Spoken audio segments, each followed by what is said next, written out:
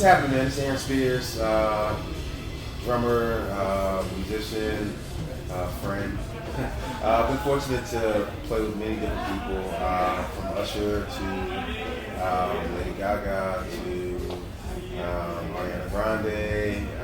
Currently, I'm working with her, which is a lot of fun. I don't know, man. I don't know what else you guys want. I mean, that's pretty much my bag. Just a drummer that likes to play, have fun, and hopefully along the way I'm doing something that will encourage you guys to keep playing as well.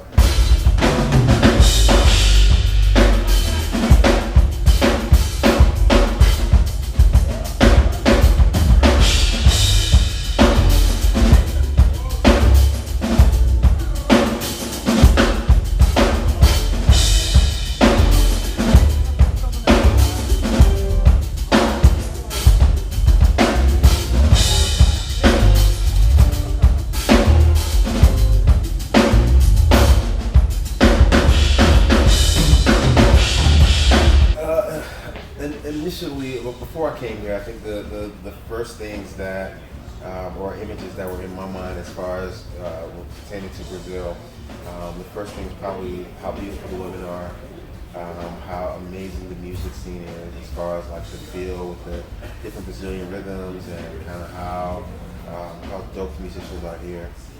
Also about the scenery, the beaches, also about food. So for me, it's like, you kind of have those things as reference points or points of interest that people would talk about and discuss. But me personally, I really wasn't sure exactly what to expect. I didn't really know. For me, I feel like once I got here, I do think that all those things are very, very true. But one thing that, to me, that wasn't expressed is the passion that the people have here. I feel like the passion here for music, the passion for sports, the passion for life, to me is probably unlike any other place. Like, it's just on another level.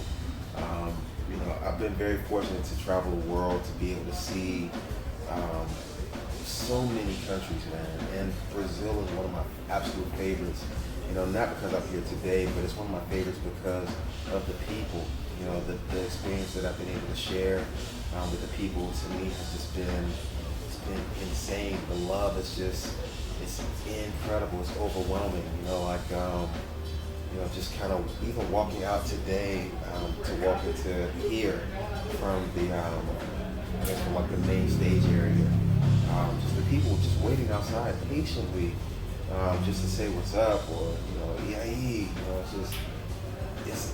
it's incredible to see that sort of love from people that don't even know you, but they feel connected to you in some way.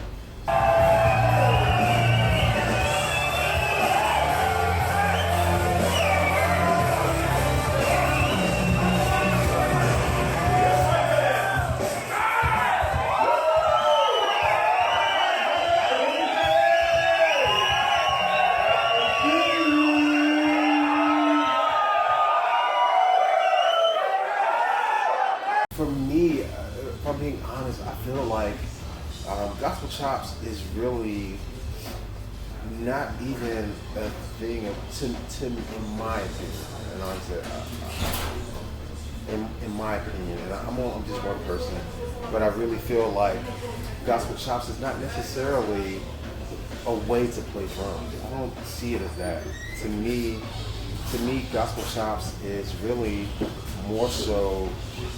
It was a website that was created like early 2000s that gave a lot of shine and a lot of it directly spotlighted drummers from church that played gospel music, and it totally shined a light on the way that they play and on the expression of playing. And because they did such an amazing job of doing that, it's something that totally took the world by storm. Like the vocabulary, the language, and the way that they were communicating on the drums, it totally it's different from, I guess, from the normal, from what cats normally are used to hearing on drums. You know, the way that the approach to it really, and the expression that they have while playing it, to me, I feel like it's really about the placement and what it is that you decide to do in these pockets of space, in these pockets of time. But it's your expression. It's almost like you're like it would be kind of like a solo. You know what I mean? So when people say, "Man, can you teach me gospel chops?" It's kind of like not really, because it's something that has to come from inside you. It's like me trying to teach you how to solo. You know, it's like it's your solo, it's your expression, and for you to create the solo, it's really about your vocabulary. It's about the things that you learned, the things that you picked up. You know, whether it's your rudiments that you put together, whether it's the groupings that you put together, it's really your expression. So for me, like I said, and no shade to anybody, but gospel chops to me is not.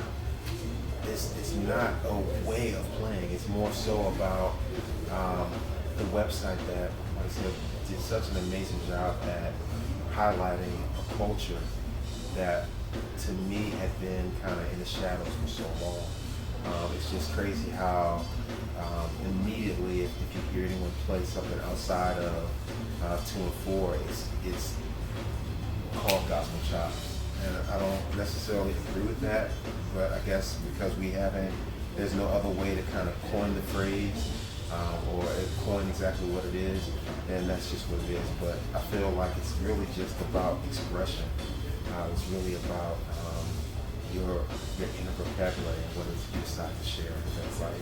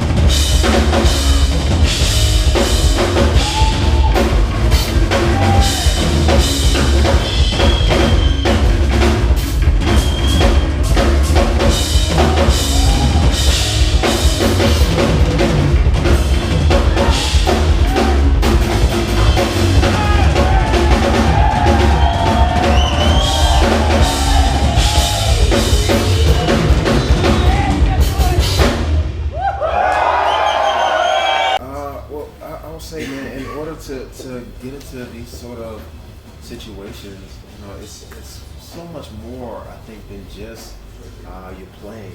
I think the playing is a huge part of it for sure. I think that's you know, you have to be prepared, you have to be ready, you have to you know, be ready and prepared to play music with other people.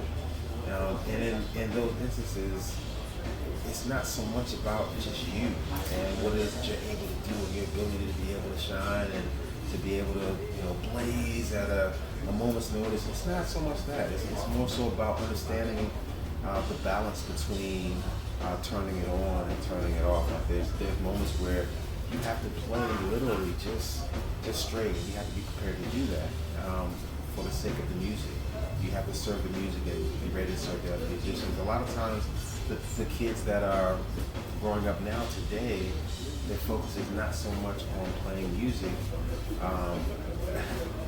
When I say playing music, I'm not talking like playing to tracks and like just having fun and being as expressive and creative as possible. I'm talking like actually playing a band and like actually serving the music and being the foundation of the music. I see a lot of videos where, you know, cats have just set up in their house or their basement or their living room or wherever, and they're just playing, and they're playing some amazing, incredible stuff, but you don't necessarily see them locked with the music and play with the band. So I feel like the first thing that people could do is be prepared to lock and to play with the band, learn the patterns of the music, to be able to play the music effectively. In addition to that, I think you have to network with other people that are doing what you're doing or doing what you want to do. So that way when the opportunity does come, then you can slide in and you can be ready for that. The other thing too is I think it's important to be cool with people. I think it's important to be able to be likable. No one wants to work with somebody that is a head case, that think that they have it all, that just know that they are just the top of the top, they're arrogant, or they feel like they're just like an uncrowned king. No one wants to work with a person like that. So I mean, I think that be prepared, network best you can, and also to be likable. Those things will help to propel you to get to the level that you're trying to get to. For me personally, I feel like the only reason why I'm here to do what it is that I'm doing is because God really opened the door for me to do it. That's just what I believe, and I know that's not necessarily what everybody feels. I remember this one dude was like, "Man, why are you so famous?"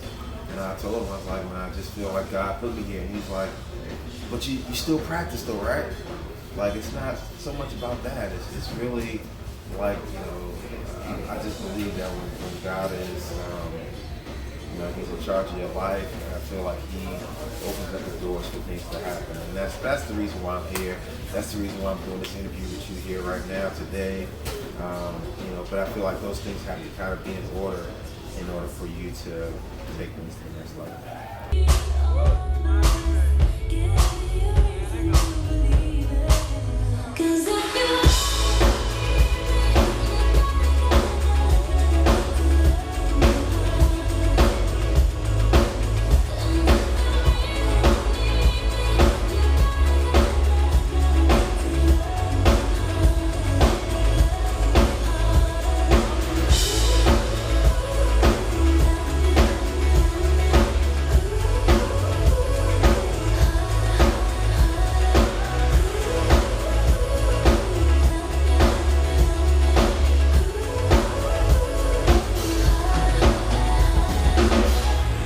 Thank you so much for taking time to interview me today. I appreciate it, and I look forward to seeing you guys next time. Peace. Thank you. Okay. Okay, but how do you say it in Portuguese? 100% 100% Batera. Okay, 100% Batera. Batera. Isso. Okay, all right, cool.